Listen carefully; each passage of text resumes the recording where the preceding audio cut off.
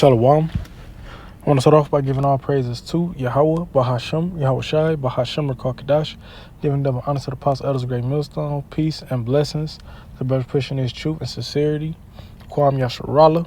All right, and as you see here, I'm doing a video on the LA riots going on right now against the ICE protests. All right, and as you see right here, I'm using NBC News. It says, as immigration raids continue, ICE protests spread coast to coast. It says activists plan more events Tuesday in New York, Chicago, Dallas, Atlanta. A curfew was imposed across downtown LA until 6 a.m.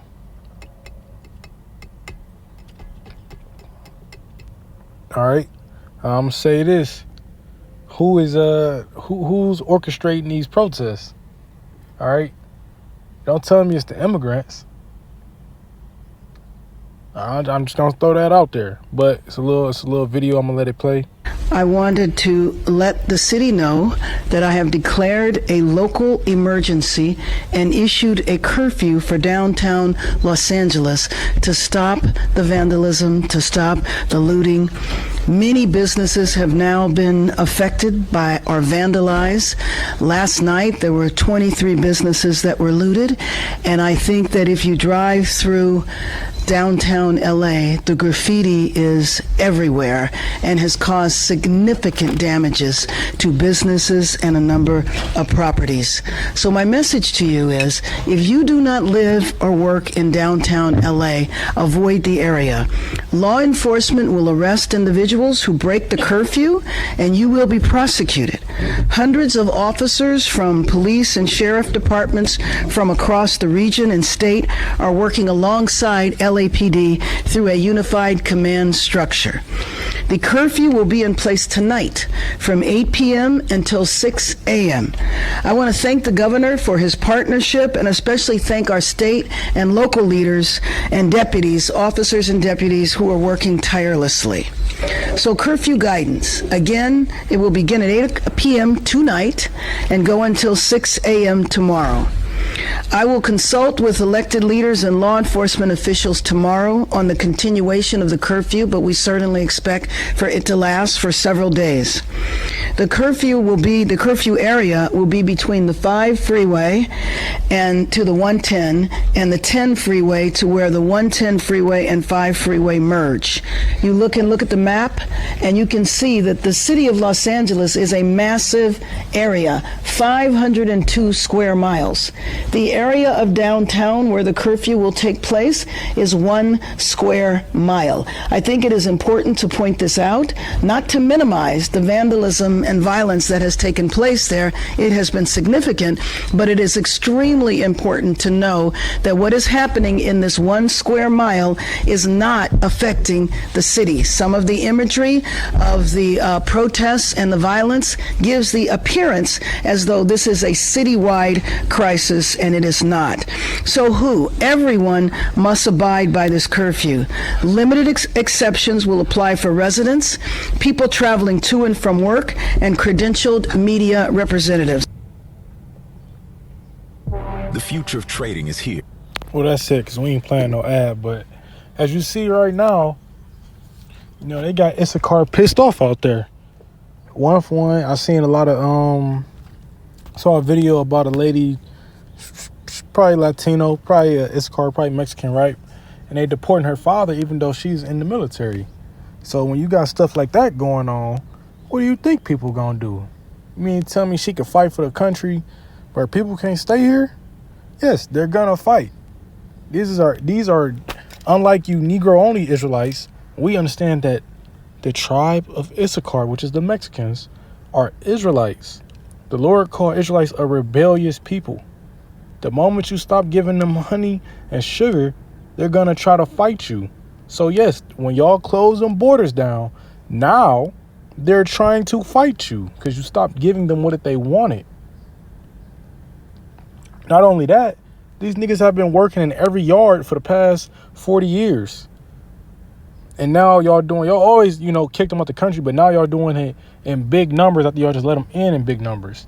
Yes, they got their numbers up. What do you think they're going to do? You let an army into your country. But like I said, it's all planned and we know it. This is 2nd Ezra chapter 15, verse 14. Woe to the world and them that dwell therein. Woe meaning death and destruction. Verse 15. For the sword and their destruction draweth nigh, and one people shall stand up and fight against another, and swords in their hands.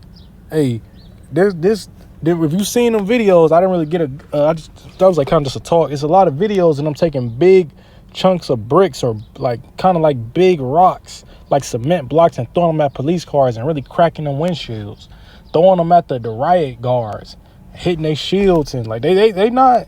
There's not a peaceful protest.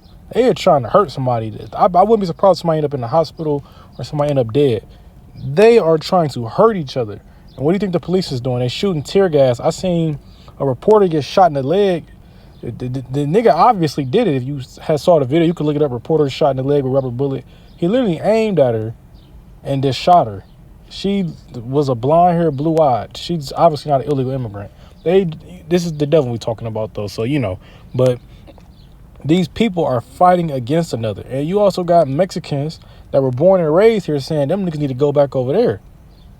Let's not forget that. So it's a lot of different types of people, but mainly different nations fighting. But come on, these is prophecies, right?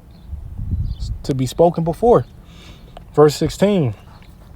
For there shall be sedition among men, and invading one another.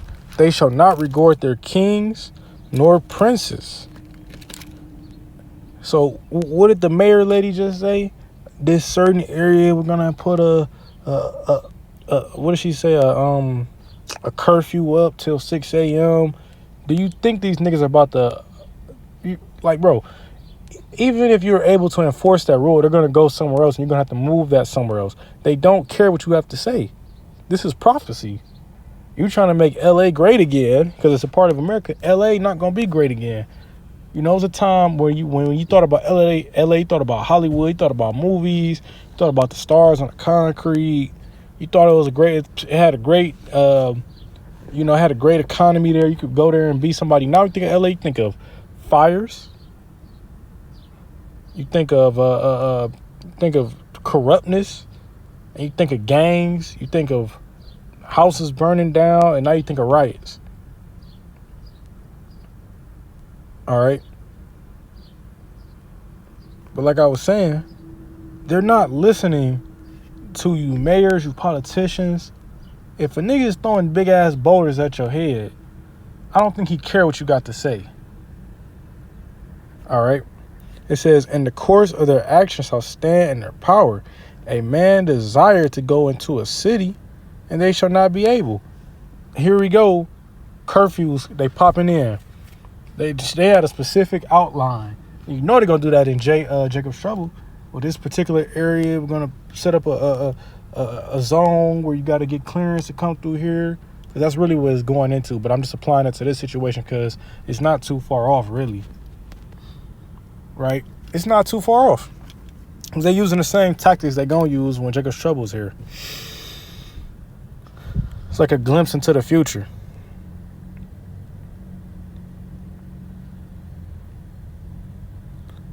It says, for because of their... Actually, that's all I really wanted, right? I could keep going, but that's all I really wanted. This is Matthew 24:7. For nation shall rise against nation, and kingdom against kingdom. So you got nation against nation, which Mexico... some of them immigrants not even Mexicans. They from Venezuela. They from Bolivia. They from a lot of countries down there that's not doing too good. We can say that much. I can't say where all the immigrants coming from, but it's not just Mexico though. That's my point. But we just gonna say, Issachar for right now, because I don't remember exactly what all tribes. I don't like I said, I don't really remember exactly what countries they said they came from again. I just know as of right now it's mainly Issachar, because that's the flag that's being thrown up. It says, and there shall be famines and pestilences and earthquakes in diverse places. Hey, I'm gonna throw this out here now. If you didn't peep, there was an earthquake that just hit California. Why? Because the Israelites are crying out. If you got a spiritual eye to see, you will see that. All of a sudden, the Israelites is crying out. They're not crying out to the right power. They're trying to talk to the to the governor and all that type of president, all that stuff. They ain't really searching out the Most High. But where the Israelites are and where they cry out at, spiritual thing is going to happen. And right now, you got a big earthquake that just hit that place. They said you could feel it all the way on the beach and Manhattan Beach or something like that. So what do you like, think about this. These things are spiritual. All right.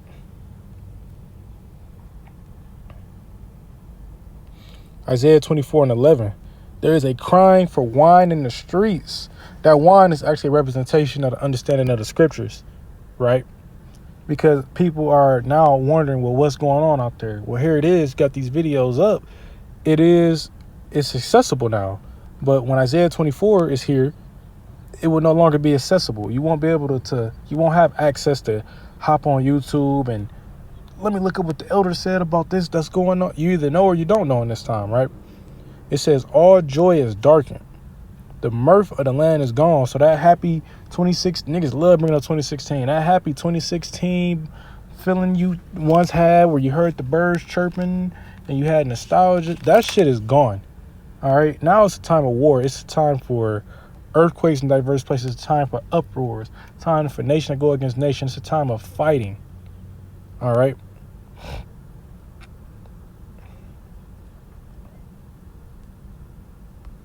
This is, I'm going to end it with this because I'm on my lunch break.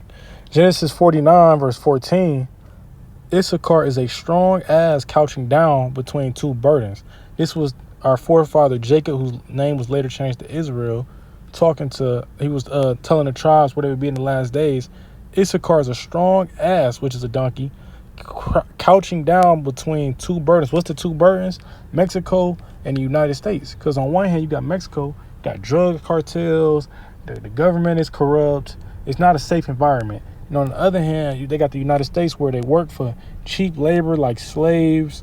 They constantly getting immigrated out. They getting kicked out. They don't have rights. They don't have this. They stuck between two burdens. You got cartel gangs on one side. On the other side, you got LA gangs. But they're strong ass. All that yard work they do. You ever seen them? It's cars, they cocky and stocked up. Look like all the nigga eat is potatoes. Yet they still stuck between those two burdens. So that's prophecy in itself that we seeing that right now. All these Mexicans, they want to come here, but when they come here, now they getting kicked back out, or now it ain't no better really because they living on the streets just how they was there. It's like, it's prophecy. But all right, but hey, I'll just edifying. I want to give all praises to Yahweh, Bahashem, Yahushai, Bahashem, Rakakadash. Giving up honor to the apostle, others great millstone. Peace and blessings, much pushing this truth, sincerity, and Kwam Yasharala.